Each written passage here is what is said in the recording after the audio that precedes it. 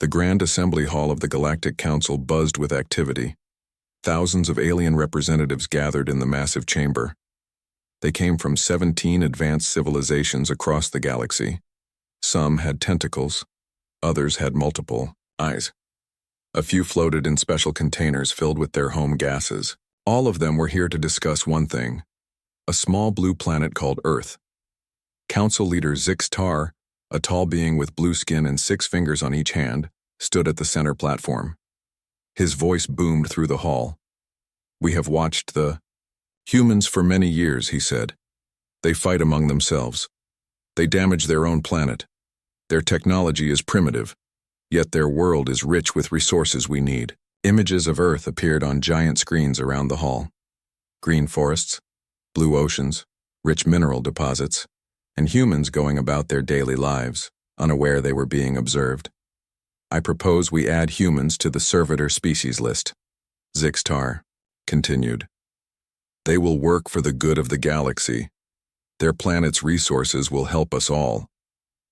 Everyone in the room knew what servitor species really meant.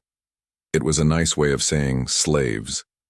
Far away, inside an alien station orbiting Jupiter, John Miller cleaned the floors of a long hallway. He was a human, captured 3 years ago while on a fishing trip in Alaska. The aliens thought he was just a simple worker. They didn't know he had been a Navy SEAL, or that he understood parts of their language. John was thin but strong. He had dark hair cut short and a scar across his left cheek from his escape attempt last year. He kept his head down as alien officers walked past him. They never really looked at him. To them, he was just another primitive life form not worth noticing. As he pushed his cleaning tool near a control room, John heard excited voices. He pretended to focus on a dirty spot on the floor while he listened. "The council's meeting has begun," one alien said to another. "Soon we will have legal rights to harvest Earth." John's heart beat faster. He had suspected something like this might happen. For weeks, there had been more ships arriving at the station, more excitement in the air. Back on Earth in Chicago, Lisa Benson frowned at her computer screen. Numbers and graphs filled the display. As director of a small observatory, she had been tracking unusual energy patterns near Jupiter for 3 months. Lisa was in her 40s with curly brown hair that she rarely bothered to style. She preferred data to people most days. Right now, the data worried her. "That can't be right," she muttered, taking off her glasses and rubbing her eyes. Her assistant, Greg, looked over her shoulder. "Still seeing those energy spikes?" "Yes, and they're getting stronger," Lisa said. "Something big is happening out there. Something that doesn't match any natural phenomenon we know. Maybe it's equipment failure?" Greg suggested. Lisa shook her head. "I've checked everything 3 times. This is real. I just don't know what it is." When she brought her findings to the university board later that week, they dismissed her concerns. "Space anomalies happen all the time," said the head of the department. "Without clearer evidence, we can't justify using more resources on this." Lisa left the meeting frustrated. That night, alone in her office, she decided to keep tracking the signals on her own time. In the Galactic Council Hall, the debate continued. Humans show potential for intelligence, argued Representative Mix, one of the few opposing the plan. They create art. They explore their own solar system. Perhaps we should contact them as equals. Laughter rippled through the crowd. They still burn fossil fuels, someone shouted. They cannot even agree on basic planetary governance. Council leader Zix-Tar raised his hands for quiet. We have heard arguments from both sides. Now we will vote. Should Earth be added to the servitor species list, allowing us to begin resource extraction and population processing? The chamber grew quiet as representatives cast their votes. Numbers appeared on a large screen at the front of the hall. The result was clear. 14 civilizations voted yes. Only 3 voted no. The motion passes, Zix-Tar announced. Preparation for first contact will begin immediately. Full occupation will commence in 6 months. Cheers filled the hall. To most aliens present, Earth was just another resource-rich world with primitives who would soon serve them. A simple business decision. In the Jupiter station, John finished his shift and returned to the small room he shared with 3 other captured humans. None of them spoke much anymore. Hope had faded over time. But tonight, John felt a new energy. He had to do something with what he had heard.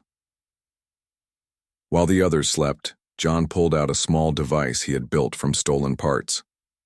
It couldn't send messages to Earth. He had tried that before. But it could access some of the station's information systems. For hours, he searched through files he could barely understand, looking for details on the Earth plan. What he found made his blood run cold. The aliens weren't just coming to take resources. They were planning to classify most humans as basic labor units. Children would be separated from parents. Some people would be sent to work on other planets. Others would be used for experiments. The invasion would begin in 6 months.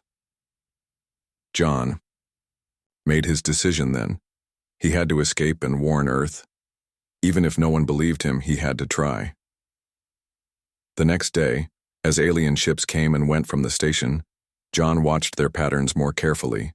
Security had grown looser over time. The aliens simply didn't expect resistance from their human workers. That would be their mistake. 3 days later, during a station-wide system update, John made his move. Using an access card he had copied from a careless officer, he entered a small hangar. Inside sat several scout ships, small, fast vessels, used for short trips. John had watched the pilots enough to understand the basic controls. He climbed into the nearest ship and activated the systems. Alarms immediately began to sound, but it was too late. The hangar doors were opening for a returning ship, and John seized his chance. He pushed the ship forward, scraping the side against the opening but making it through. Behind him, the station erupted with activity. Ahead lay the vast distance to Earth. John had no idea if the ship had enough fuel or if he could even navigate it properly. But as he accelerated away from Jupiter, one thought kept him focused. He had 6 months to reach home and convince humanity they needed to prepare for war. On Earth, Lisa Benson's equipment detected a small object moving at incredible speed from Jupiter toward Earth. Unlike the previous energy patterns, this signature was smaller but moving with purpose. "That's not a natural object," she whispered to herself, watching the readings. "That's a ship." Across the galaxy, the countdown to Earth's invasion had begun, but so had something the aliens hadn't counted on: humanity's fight for survival. 6 months passed quickly. John Miller's stolen alien ship crashed in a field outside Washington, D.C. He survived but was immediately taken into custody by the military. For weeks, he tried to convince officials about the coming invasion. Few believed him until strange objects began appearing in Earth's orbit. In the Pentagon's largest meeting room, Secretary of Defense Alan Grant stood before a wall of screens. Each showed massive alien ships hovering over major cities: New York, London, Tokyo, Moscow, Beijing. He was a tall man with gray hair and a stern face that now looked pale with worry. "They appeared 1 hour ago," he told the group of military leaders and scientists. "No warning, no response to our communications." President Diane Clark entered the room. Everyone stood. She was in her 50s with short blonde hair and eyes that showed she hadn't slept. "What do we know?" she asked. "Not much, Madam President," Alan replied. "But we have someone who might help us understand." The door opened and guards brought in John Miller. He looked better than when they found him, cleaned up, in fresh clothes, but still thin from his journey. "Mr. Miller," President Clark said, "it seems your warning was correct." John nodded. "They're here earlier than I expected. They must have sped up their timeline."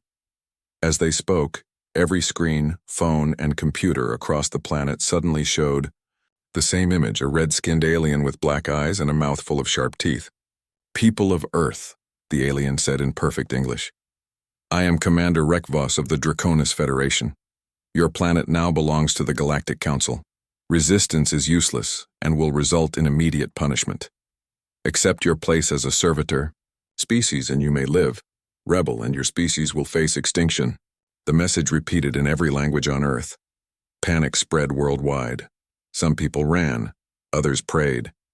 Many grabbed whatever they could carry and hid in basements or fled to the countryside. In Chicago, Lisa Benson watched the message on her observatory's main screen. For months she had tracked unusual space activity, and now she finally knew why. When her phone rang with a call from Washington, she wasn't surprised. "Dr. Benson," said the voice on the other end. "The President requests your immediate presence in Washington. A plane is already on its way to pick you up." Hours later, Lisa sat in the same Pentagon room, facing John Miller. "Your energy readings," John said after hearing about her research. "You were detecting their scout ships. They've been preparing for this invasion for months." "Why Earth?" Lisa asked. "What do they want?" "Everything," John replied. "Our water, minerals, plants, animals. Us. They think we're just another resource to use up." President Clark listened carefully before speaking. "Options, people. I need options." Alan Grant shook his head. "Our missiles can't reach their ships. They have some kind of shield. Even if we could hit them, we'd destroy our own cities in the process." "What about surrender?" asked one general. "That's not surrender," John said sharply. "It's slavery. I've seen what they do to servitor species. They'll work humans to death in mines. They'll take our children to other planets. They'll drain Earth, dry and leave it empty." Lisa studied the alien message playing on loop. "They expect us to either fight and die or submit and serve. What if we do neither? What if we pretend to surrender?" All eyes turned to her. "We act like we're giving in," she continued. "Meanwhile, we study their technology. We learn their weaknesses. We prepare in secret." President Clark nodded slowly. "A Trojan horse approach." "It will be difficult," John warned. "Many people will suffer under their rule while we prepare. And many more will die if we fight now and lose," President Clark said. "Dr. Benson's plan gives us time." She stood up straight. "I'll address the nations. We need everyone to understand what's happening. Appear to submit while secretly resisting." 24 hours later, alien troops landed in major cities. They set up command centers and began dividing humans into work groups. Some were taken to ships. Others were marched to new construction sites where the aliens began building processing facilities. Commander Rekvos watched from his ship as humans lined up obediently for processing. "See how easily they submit," he told his officers. The council was right. They are perfect for servitude, intelligent enough to follow orders but not brave enough to resist. One of his officers looked less certain. "Some of our scouts report unusual readings from human gathering places. Perhaps they are planning something?" Rekvos laughed. "Planning? These creatures still use paper currency and fight over lines on maps. What could they possibly plan that would concern us?" Below, in a basement beneath the ruins of the Chicago Observatory, Lisa Benson hunched over parts from a damaged alien vehicle. Around her worked 20 scientists and engineers, all carefully chosen for their skills and courage. "The power source is unlike anything we've seen," she told the others, "but it follows rules. Everything follows rules." She connected 2 pieces and a small light glowed. The team tried not to cheer too loudly. In an abandoned subway tunnel under New York, John Miller taught former soldiers how to move like the alien guards. "They don't look down," he explained. "They think they're superior, so they never check below their eye level. We can use that." Across the world, hidden resistance cells formed. People memorized alien patrol schedules. Workers in processing plants secretly copied alien technology designs. Children passed messages that alien translators couldn't understand, slang and code words that evolved too quickly for the aliens to track. In Washington, President Clark met with alien officials by day, appearing cooperative and submissive. By night, she coordinated the global resistance through encrypted channels developed by teenagers who had hacked alien communication systems. 3 months, she told her hidden council of advisors. "We need 3 months to prepare our people and understand their technology. Then we strike." Commander Rekvos sent his report to the Galactic Council. "Earth acquisition proceeding ahead of schedule. Human compliance is total. Resource extraction has begun. This species shows no signs of resistance and will be fully integrated into the servitor system within 1 standard year." The council was pleased. Earth would provide resources for decades before being discarded like so many planets before it. What they failed to understand was that humans had something no previous conquered species possessed: a history filled with revolutions, resistance, movements, and impossible comebacks. While the aliens saw only compliance beneath the surface, humanity was preparing for the greatest fight in its history, and the aliens would never see it coming. 3 months into the alien occupation, Earth looked like a different planet. Massive mining operations scarred the landscape. Factories belched smoke as they produced parts for alien ships. Processing centers sorted humans by skills and sent many off-world to work in distant mines and farms. Paul Howard pushed a cart of cleaning supplies down a hallway in the Boston Research Center. Before the invasion, he had been a high school chemistry teacher. Now he wore the gray uniform of a maintenance worker. His red hair was hidden under a cap, and his face showed no emotion as aliens passed him. What the aliens didn't know was that Paul's cleaning cart had a false bottom. Inside were small samples he had collected from around the facility: alien skin cells, food particles, and air filter residue. Paul had been gathering these for weeks. When no one was looking, he slipped into a storage room. He locked the door and quickly removed a ceiling panel. Hidden above was a small makeshift lab he had built from stolen equipment. Paul carefully tested the latest samples. His hands moved with practiced speed. He had to finish before the next guard patrol passed by. "Got you," he whispered as one tube changed color. He had suspected that common Earth bacteria might be harmful to the aliens. Now he had proof. The bacteria that caused strep throat in humans could make a toxin that would be deadly to the aliens. Paul recorded his findings on a tiny memory card. This could be the weapon the resistance needed. In London, Karen Mitchell led 20 people through abandoned subway tunnels. She had been a police officer before the invasion. Now she was in charge of a resistance cell.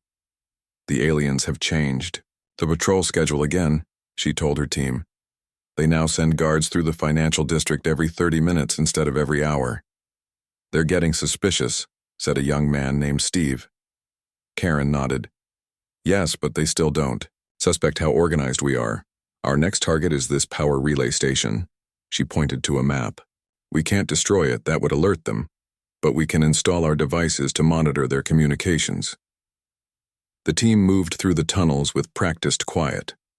Above them, alien troops marched through London streets, never suspecting that, beneath their feet, humans were preparing to fight back. In Washington, D.C., President Clark met with resistance leaders via a secure video link. The connection was routed through dozens of locations to hide its source. "Paul Howard in Boston has made a breakthrough," she told the others. "He's found a biological weapon that works on the aliens." "Can we produce enough?" asked Lisa Benson from her hidden lab in Chicago. "We're working on it," President Clark replied. "But we need a delivery system that can spread it through their ships and bases simultaneously." John Miller spoke up. "I think I can help with that. The aliens use a standard air filtration system on all their facilities. If we can introduce the bacteria through those filters, it would spread quickly." "That's good," said Karen Mitchell from London. "But biological weapons take time to work. We need to hit them hard and fast, too." President Clark nodded. "That's why we're launching Operation Thunderclap, a coordinated attack on all alien facilities at exactly the same time. We've been gathering weapons and training fighters. In 2 weeks we strike." The screen showed leaders from around the world nodding in agreement. 3 months of planning had led to this moment. At the main alien base in what used to be the United Nations building in New York, Commander Rekvos received reports from his lieutenants. "Production is ahead of schedule," said one officer. "Humans work efficiently when properly motivated." "Any signs of resistance?" Rekvos asked. "Minor incidents only," the officer replied. "Some work slowdowns, a few escape attempts. Nothing organized." Rekvos nodded, pleased. The council was right about this species. They lacked the unity to resist effectively. What Rekvos didn't know was that his own personal assistant, a quiet human woman who brought him food and cleaned his quarters, was memorizing every detail of his schedule and security arrangements. On the morning of the planned uprising, Howard went to work as usual. Inside his cart today were hundreds of tiny capsules containing his bacterial weapon. As he cleaned the air handling room, he carefully placed the capsules where they would be pulled into the ventilation system when activated. In London, Karen Mitchell and her team moved into position near key alien facilities. They wore worker uniforms and carried hidden weapons. Each person knew exactly where to go and what to do when the signal came. In orbit above Earth, aliens had converted the International Space Station into a command center. They never noticed that the human maintenance workers had been replacing parts throughout the station for weeks. Each new part contained hidden switches that would activate when triggered. At exactly noon Eastern Time, President Clark sent a simple text message to cell phones around the world. Remember the Liberty Bell. This was the signal. Across the planet, the resistance moved into action. Howard activated his bacterial capsules. Karen Mitchell's team disabled security systems and opened doors for armed resistance fighters. In orbit, human workers on the space station flipped hidden switches, shutting down communications and life support in sections occupied by aliens. In alien facilities worldwide, humans who had seemed broken and submissive suddenly turned on their oppressors. They knew the aliens' weaknesses now, they understood their technology, and they had the element of surprise. Commander Rekvos was eating lunch when his breathing became difficult. Around him, other aliens began coughing and collapsing. His security systems flashed warnings from all over the planet, but the communications network failed before he could respond. By the end of the day, humans had captured key alien facilities intact. Scientists like Lisa Benson immediately began studying the advanced technology, focusing on weapons and ships. Military teams secured alien leaders who had survived the bacterial attack. Rekvos, struggling to breathe through the bacterial infection, was brought before President Clark. "How?" he wheezed. "How did you organize without us knowing?" "You made a mistake," President Clark told him. "You thought because we fight among ourselves we couldn't unite against an outside threat. You never studied our history. Humans have always come together to defeat tyrants. As Rekvos was taken away for medical treatment, humans weren't going to sink to the aliens' level of cruelty. President Clark turned to John Miller. "The aliens will send reinforcements when they realize what's happened," she said. John nodded. "Yes, but now we have their ships, we have their weapons, and most importantly, we know they can be beaten." "Then we better prepare," President Clark said. "Because next time, we're not waiting for them to come to us." Across Earth, humans began preparing for the next phase of the war. The aliens had wanted slaves. Instead, they had awakened a species that refused to be conquered. And now, humanity was going to take the fight to the stars. The Galactic Council emergency session was in chaos. Representatives shouted over each other as reports came in from Earth. The humans had not only resisted but had captured alien ships, weapons, and commanders. The unthinkable had happened. Servitor species had revolted successfully. "We must send the main battle fleet immediately," demanded one counselor, a thin being with gray skin. "Crush them before other servitor species get ideas." Council leader Zix Tar raised his six-fingered hand for silence. "Grand Admiral Corvex, how soon can your fleet reach Earth?" The Admiral, a massive figure with scaled skin and 4 eyes, stepped forward. "My fleet can depart within 3 days. We will reach the Earth system in 14 days after that. The humans have captured some of our technology, but they cannot possibly learn to use it effectively in such a short time." Then, "It is decided," Zixtar announced. "Admiral Corvex will lead our response and put down this rebellion."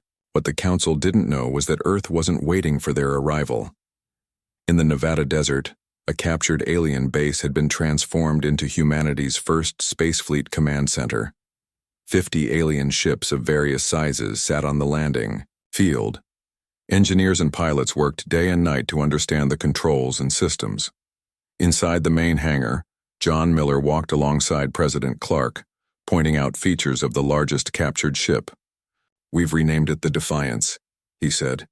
"It was Rekvos's command vessel. It has the most advanced weapons and the fastest engines." The ship was enormous, at least 500 meters long, with a sleek design that reminded President Clark of a predatory fish. "Can we fly it?" she asked. "We can now," John replied. Lisa Benson made a breakthrough with the propulsion system. She actually improved it. In a lab nearby, Lisa worked with a team of scientists around a glowing engine component. She had barely slept in 2 weeks, but excitement kept her going. "The aliens use a form of gravity manipulation for propulsion," she explained to a group of engineers. "But they only understood part of the principles involved. By adjusting these field generators, we've increased engine efficiency by 30%. "In simple terms?" asked one of the military officers. Lisa smiled. "We made their ships faster. A lot faster." President Clark called a meeting of the Earth Defense Council, made up of leaders from every major nation. They gathered in a secure underground facility. "The alien database we captured gives us valuable information," she told them. "First, the Galactic Council will send their battle fleet. They'll arrive in about 2 weeks. Can we defend Earth against their full fleet?" asked the Russian president. John Miller shook his head. "Not if we just wait here, but we don't have to. We have another option." He pulled up a star map on the large screen. "The database shows us where the Council keeps other enslaved species. Processing centers, mining operations, and labor camps spread across 20 star systems. If we free those species, we gain allies." "You're suggesting we attack them first," said the Chinese premier, "before they reach Earth." "Exactly, President," Clark replied. "A preemptive strike. Not against their military bases, which are too well defended, but against their processing centers. We free other enslaved species, disrupt their economy, and gain allies who know their systems better than we do." After hours of debate, the Council agreed. Earth would take the offensive. Within days, a fleet of 50 ships lifted off from Earth. John Miller commanded the Defiance, leading the fleet. Each ship had a mixed crew, trained military personnel working alongside scientists and engineers who understood the alien technology. Using the faster-than-light drive, they reached the nearest alien processing center in just 5 days. It was a massive space station orbiting a red giant star. Scan shows 2,000 alien staff and over 50,000 enslaved beings from 12 different species, reported the sensor officer on the Defiance. "Any heavy weapons?" John asked. "Minimal. Defenses. They never expected to be attacked here." John gave the order, and the Earth fleet surrounded the station. The Defiance sent a message to the alien commanders. "Surrender immediately or be destroyed. This is not a negotiation." The stunned alien overseers surrendered without firing a shot. Earth troops boarded the station and began freeing the enslaved beings. Many were thin, with signs of abuse and neglect. Some cried with strange sounds when they realized they were being freed, not just changing masters. A tall, insect-like being approached John. It spoke through a translator device. "I am Chrysica of the Arthene people. For 200 years my species has served the Council. Why do you free us?" "Because humans don't accept slavery," John replied. "Neither for ourselves nor for others." Chrysica made a clicking sound. "The Council thinks all species are like them, concerned only with their own kind. You are different. The Arthene will fight with you." Within hours, many freed beings volunteered to join the human fleet. They brought valuable knowledge about other facilities and Council weaknesses. The Earth fleet moved quickly, hitting 6 more processing centers in rapid succession. At each location, they freed thousands of enslaved beings and gained more allies. News of the human rebellion spread across the galaxy, giving hope to beings who had lived under Council rule for generations. On the Defiance, Lisa Benson worked with scientists from 3 different species, combining their knowledge to improve shields and weapons. Paul Howard adapted his bacterial agents to affect specific Council species, while being harmless to allies. When Grand Admiral Corvex's battle fleet finally arrived at the edge of the solar system, they found not a cowering planet waiting to be punished, but a coalition fleet of over 100 ships. 7 formerly enslaved species now fought alongside humans, using the very technology that had once oppressed them. The Admiral sent a message to Earth. This rebellion is futile. The Council has ruled the galaxy for 10,000 years. Submit now and your punishment will be reduced. From the bridge of the Defiance, President Clark sent a simple reply. Humanity does not submit. Not now, not ever. The Admiral was not impressed. You have some ships and some allies. We have the largest battle fleet in the galaxy. You cannot win. As the Earth Coalition fleet moved into formation, John Miller smiled. The Admiral is thinking like an alien. He expects us to fight according to their rules and strategies. But we won't, said President Clark. No, John agreed. We're going to fight like humans. And humans have been thinking up ways to defeat more powerful enemies for our entire history. The greatest space battle in human history was about to begin. But unlike what the Galactic Council expected, it wouldn't be fought according to their 10,000-year-old rulebook. It would be fought the human way. The battle lasted 3 days. It began at the edge of Earth's solar system, near the orbit of Neptune. Grand Admiral Corvex arranged his ships in the standard Galactic Council battle formation, a 3-layered defense with heavy battleships protected by rings of smaller, faster ships. A perfect formation, one of his officers said with pride. The humans cannot break through. But John Miller had studied human military history. He knew about Hannibal at Cannae, about blitzkrieg tactics, about guerrilla warfare.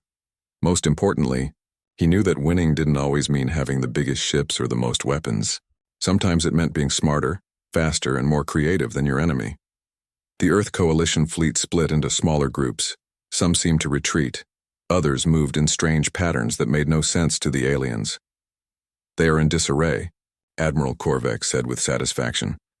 Their coordination has failed. Then the human ships did something no alien fleet had ever done. Instead of attacking in waves as Council doctrine demanded, they attacked from all directions at once. Small, fast ships darted in to fire at the larger alien vessels, then immediately jumped away using Lisa Benson's improved engines before the aliens could target them. They're using hit-and-run tactics, John explained to his allies. The Admiral expects us to commit to a direct assault. We won't give him what he expects. For hours, the Earth ships harassed the alien fleet, damaging engines and weapons while avoiding direct confrontation with the main force. The aliens became frustrated, breaking formation to chase the attacking ships. This is not proper battle procedure. The Admiral raged as his neat formation fell apart. On the second day, the Earth fleet executed the next phase of their plan. Paul Howard had prepared special missiles containing his bacterial agent. These were fired not at the alien ships' hulls but at their air intakes and external sensors. As the bacteria spread through the ventilation systems, alien crew members began falling ill. Ships started drifting out of position as their crews couldn't maintain control. Now, John ordered, board the command ship. A specially trained team led by Karen Mitchell launched from the Defiance in small, stealthy craft. They attached to the hull of Admiral Corvex's flagship and cut their way inside. Fighting through the corridors, Karen's team reached the bridge, where they found many aliens already weakened by Paul's bacterial agent. Admiral Corvex, protected by a personal air filter, still stood defiant. You fight without honor, he told Karen. This is not how battles are conducted. We fight to win, Karen replied, not to follow your rules. By the third day, nearly half. The alien fleet had been captured or disabled. The remaining ships began to retreat, sending urgent messages to the Galactic Council. None of their training had prepared them for humans who refused to fight according to established galactic warfare principles. 1 month later, a very different meeting took place in the Galactic Council chamber. The Grand Hall that had once hosted thousands of arrogant representatives now held a delegation from Earth and their allies. President Clark stood with John Miller, Lisa Benson, Paul Howard, and Karen Mitchell, facing the remaining council leaders. The council had watched in shock as their military and economic power crumbled in mere months. Humans had not only defeated their battle fleet, but had systematically freed enslaved species and dismantled the infrastructure of oppression that had stood for millennia. You voted to enslave us, President Clark stated calmly. Now you will vote on our terms for peace. Council leader Zixtar, once proud and powerful, now looked old and tired. What are your terms? First, the Galactic Council as it exists now will be dissolved, President Clark said. It will be replaced by a galactic alliance where all species have equal representation. Second, continued Lisa Benson, all enslaved species will be freed immediately. Their homeworlds will be returned to them. Third, Paul Howard added, reparations will be paid to all species who suffered under Council rule. And finally, Karen Mitchell said, any individuals who committed crimes against other species will face justice. The Council leaders looked at each other in disbelief. Their 10,000-year empire was ending, not with a grand last stand, but with terms dictated by a species they had thought primitive just months ago. And if we refuse? Asked one counselor. John Miller stepped forward. Look around you. Your fleet is destroyed. Your enslaved workforce is free, your economy is collapsing, and every day more of your own people join us because they see that our way is better. We could destroy you completely, President Clark added. We have that power now. But unlike you, we don't seek to dominate or eliminate other species. We offer a hand of peace, but it comes with non-negotiable conditions. After a brief discussion, the Council leaders signed the agreement. As they did, many representatives from formerly enslaved species cheered. It was the dawn of a new era in galactic history. Later, as the Earth delegation prepared to return home, John Miller stood with Lisa Benson looking out at the stars from a viewport on the Defiance. They never understood us, John said quietly. They thought because we fight among ourselves we couldn't unite against an outside threat. Lisa nodded. They studied our technology, our resources, our planet, but they never studied our history. They never read about the American Revolution, or World War II, or any of the times humans overcame overwhelming odds. That was their biggest mistake, President Clark said, joining them. They thought we were primitive because we still had wars and conflicts. But those wars taught us how to fight, Karen Mitchell added, and how to win against impossible odds. As the Defiance headed back to Earth, word spread throughout the galaxy. The species from the small blue planet had not only freed themselves, but had changed the course of galactic history. In countless worlds, beings looked up at their skies with new hope. The story was told again and again, how the Galactic Council had voted to enslave Earth, and how that vote had led to their own downfall. And whenever a new species joined the Galactic Alliance, they were told one important lesson. Never underestimate humans. They may argue among themselves, they may seem chaotic and divided, but threaten them all, and they will unite to protect not only their freedom, but the freedom of others. That was the lesson the Galactic Council learned too late. That was why every alien race now approached Earth with respect and sometimes with fear. That was why they begged for mercy from the species they had once voted to enslave.